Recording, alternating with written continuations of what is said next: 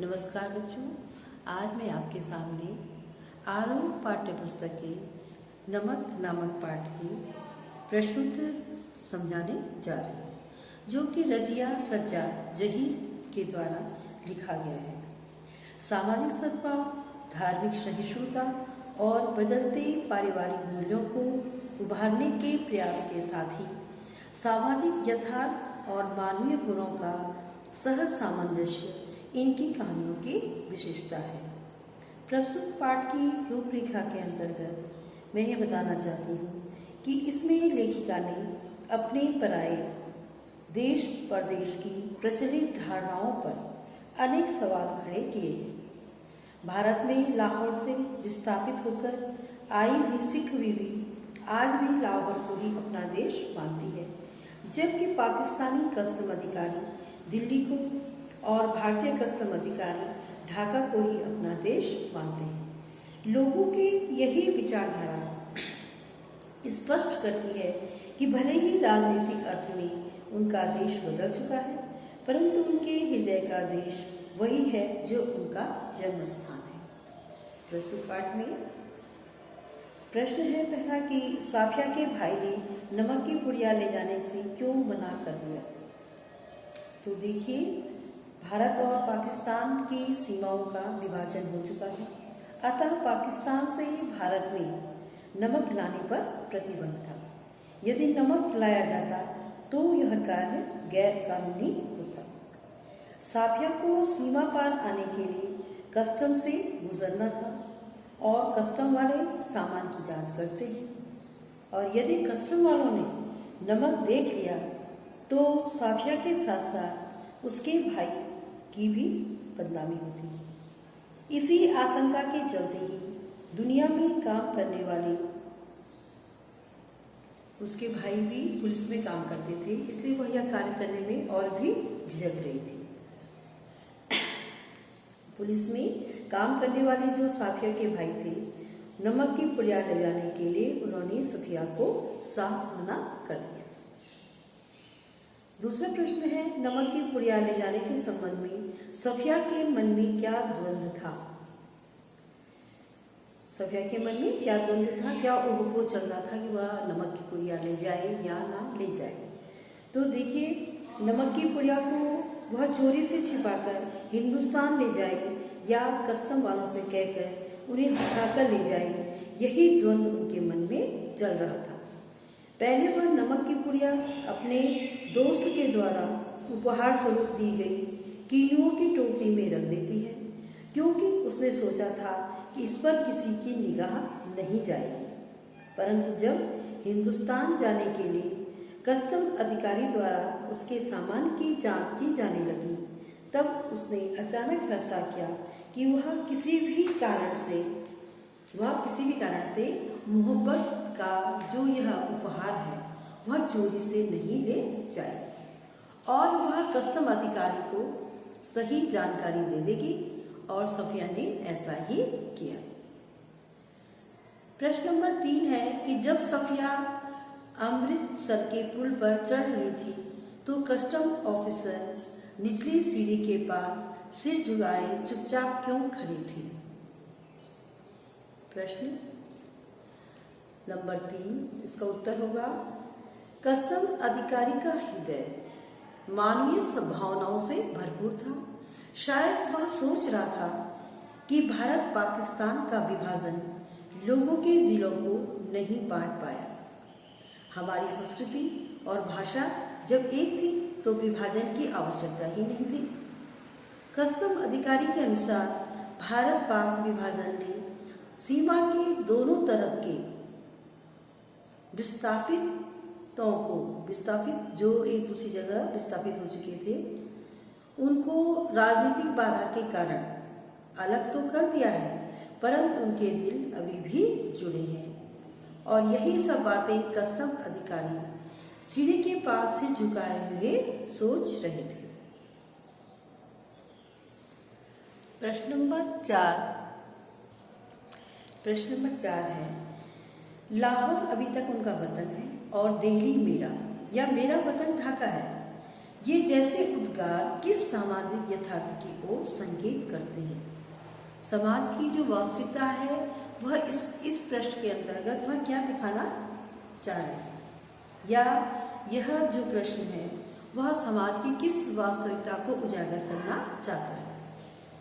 तो भारत में जन्मे लोग, जो भारत में जिन्होंने जन्म लिया है, आज पुनर्वास के कारण अपने आप को पाकिस्तानी या बांग्लादेशी मानने के लिए बाध्य हैं, बाध्य में मजबूर है। दिल्ली में जन्मा कस्टम अधिकारी, ढाका में जन्मा सुनील राजपूत और लाहौर में जन्मी भारतीय सिख बीबी अपने जन्म स्थान को कैसे भूल सकते हैं? विभाजन की त्रासदी ने उन्हें अपनी जन्मभूमि से अलग अवश्य कर दिया, परंतु उनके मस्तिष्क की जो स्मृति और भावनाएं हैं उसको मिटाया नहीं जा सकता। व्यक्ति कभी भी अपना वतन छोड़ना नहीं चाहता और न ही वह उसे भूल सकता है। प्रश्न नंबर 5 है कि नमक ले जाने के बारे में सफिया के मन में उठे द्वंद्वों के आधार पर उसकी चारित्रिक विशेषताओं को स्पष्ट कीजिए। सफिया जो कि अपनी सिख बीबी के लिए उपहार ले जाना चाहती थी, तो वह उसके मन के जो द्वंद्व है, जो उसके मन में संघर्ष चल रहा है उसको ले जाने के लिए उपहार को, तो उसके आधार पे उसका कौन सा चरित्र हमको दिखाई देता है। तो लेखिका के अनुसार सफिया क्या है? सर्वधर्म प्रेमी, सभी धर्मों से प्रेम करने वाली है। दृढ़ संकल्पी, उसके मन में ये संकल्प है कि मुझे ये उपहार ले जाना तो है, तो दृढ़ संकल्पी भी है। स्पष्टवादी, स्पष्ट बोलने वाली है और साहसी महिला है। उसके अंतर्गत ये साहस तो है उसके मन में कि मुझे ये कार्य करना है, पर किस तरह से करूं, यही द्वंद्व उसके मन में चल रहा था। तो वह सिख बीबी की अंतर मन की इच्छा को पूरा करने के लिए अपने भाई तक से कानून के विषय में बहस कर बैठती है और अपना वादा पूरा करने के लिए वह किसी भी प्रकार का कष्ट या परेशानी सहन करने के लिए तैयार है। उसमें कस्टम अधिकारी से बात करने का साहस है। वह कहती है, जब वो उनको देखती है तो वह कहती है कि नहीं, मैं ये कार्य छुपा के नहीं करूँगी, मैं बताऊँगी कि मैं यह उपहार ले जा रही हूँ। तो उसे विश्वास है कि वह अपनी नमक की बात को स्पष्ट रूप से अधिकारी को बताकर उनकी इंसानियत को झकझोर कर सीमा पार कर लेगी। वह कोमल हृदय वाली है, प्रेममयी है, प्रेम से आयुक्त है और भावुक महिला है। वह जाति, धर्म आदि को महत्व नहीं देती, बल्कि प्यार और इंसानियत को महत्व देती है। इसलिए वह कस्टम अधिकारी से अपनी मानव के प्रति प्रेम की शक्ति और बुद्धि चातुर्य के कारण ही सब कुछ स्पष्ट रूप से कह सकी। प्रश्न नंबर 6 है कि मानचित्र पर एक लकीर खींच देने भर से जमीन और जनता पट नहीं जाती, इसकी पुष्टि करिए।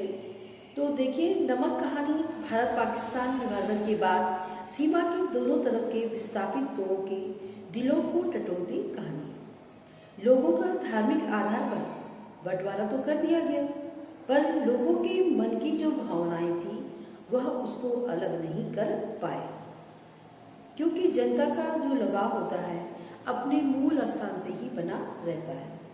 पाकिस्तानी कस्टम अधिकारी तथा भारतीय कस्टम अधिकारी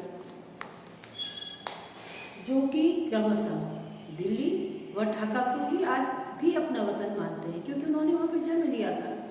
अतः यह स्पष्ट हो जाता है कि मानचित्र पर एक लकीर खींच देने भर से संस्कृति और जनता नहीं बढ़ जाती।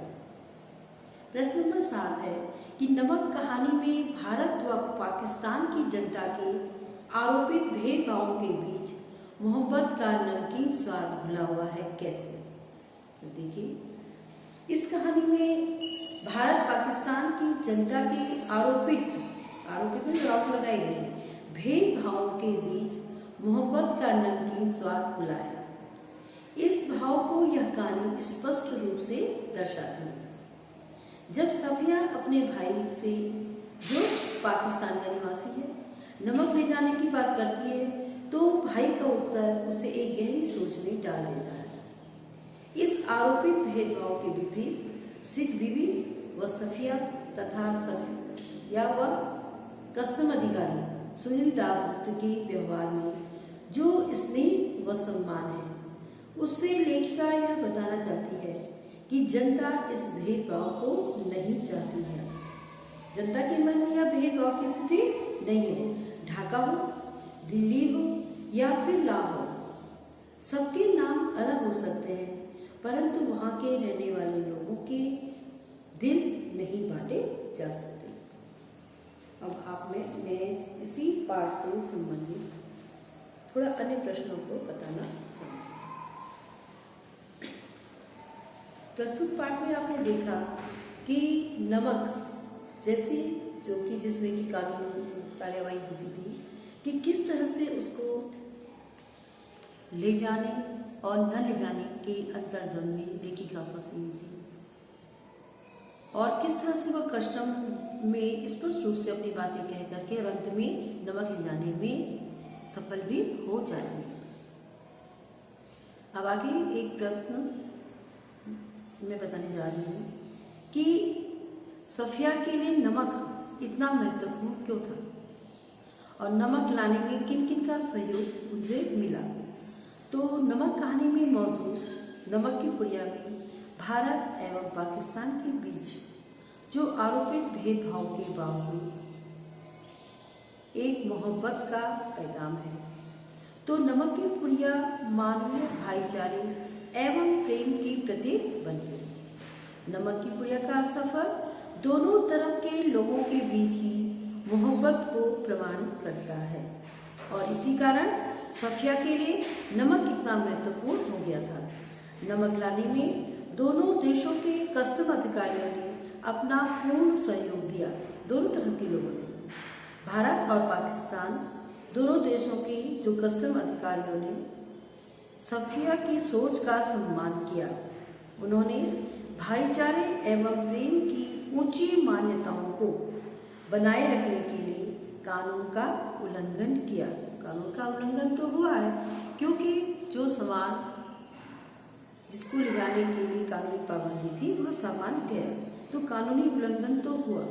पाकिस्तान के कस्टम अधिकारी ने दिल्ली को अपना वतन माना, तो भारत के कस्टम अधिकारी ने ढाका को। दोनों ओर के लोगों के दिलों में राजनीतिक सीमा अपना अर्थ खो चुकी थी। वहाँ पे केवल संवेदनाएं थी और भावनाएं थी। नमक कहानी से लेखिका के द्वारा क्या संदेश दिया गया है, इस बात को स्पष्ट करना है। नमक कहानी में लेखिका के द्वारा दिया गया क्या संदेश है, तो देखिए लेखिका ने नमक नामक कहानी में नमक के बहाने भारत और पाकिस्तान की विभाजन की त्रासदी को जीवित किया है। त्रासदी मतलब जो दुख, कई लोगों के मन जो दुखी हुए थे, चाहे भारत के हो चाहे पाकिस्तान के, उस दुख को उन्होंने इस कहानी के माध्यम से जीवित किया है और जिसकी कसक आज भी उन भारतीयों के मन में है जो भारत और पाकिस्तान में बट गए हैं। विभाजन के कारण सिर्फ देश की सीमाएं ही नहीं बल्कि परिवार तक बट गए।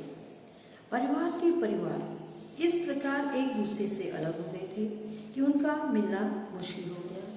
विभाजन दोनों धर्मों के लिए केवल पीड़ा ही लेकर के आया। लेखिका इस कहानी के बहाने भारत और पाकिस्तान की जनता और अधिकारियों की छुपी हुई भावनाओं को दर्शाना चाहती है, जो कि विभाजन से आज भी खुश नहीं है।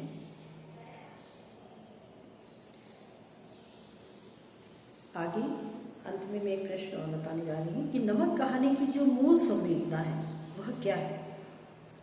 नमक कहानी की मूल संवेदना स्पष्ट कीजिए। तो भारत पाक विभाजन के बावजूद नमक कहानी यथार्थ में मानवीय भावनाओं की समानता की कथा है। कहानी से स्पष्ट होता है कि राजनीतिक सीमा एवं सत्ता लोलुपता, जो सत्ता के प्रति जो लालच होता है, वह मजहबी जो दुराग्रह होते हैं में बटे होने के बावजूद भारत एवं पाकिस्तान के लोगों के दिलों की धड़कन एक जैसी है। सीमाएं बढ़ गई, राजकीय जो सत्ता थी उसकी लोलुपता के कारण, लेकिन मजहब बढ़ गए, लेकिन जो उसमें रहने वाले जो लोग हैं उसके दिलों की धड़कन एक जैसी ही है। सिख भी भारत में रहते भी लाहौर को अपना वतन मानती है, तो पाकिस्तान का कस्टम अधिकारी दिल्ली को अपना वतन मानता है। सफिया का लाहौर के मित्रों एवं परिचितों ने इतना तहे दिल से स्वागत सत्कार किया कि उसे पता ही नहीं चला कि समय कैसे निकल गया। सफिया के दोस्त ने उपहार में कीनों की टोकरी देते समय कहा कि यह हिंदुस्तान और पाकिस्तान की एकता का मेवा है। ये सभी तथ्य एवं परिवेश यह प्रमाणित करते हैं कि राजनीतिक दृष्टि से अलग अलग देश होने के बावजूद भारत एवं पाकिस्तान के लोगों में एक ही दिल के टुकड़े धड़क रहे हैं। जो धड़कन क्या है दोनों दिलों की, वह एक ही है जो आपस में मिलने के लिए अत्यंत व्यग्र है। बच्चों, अब मैं अपना पाठ यहाँ पे समाप्त कर रही हूँ। आशा आप लोग को समझ में आ गया होगा।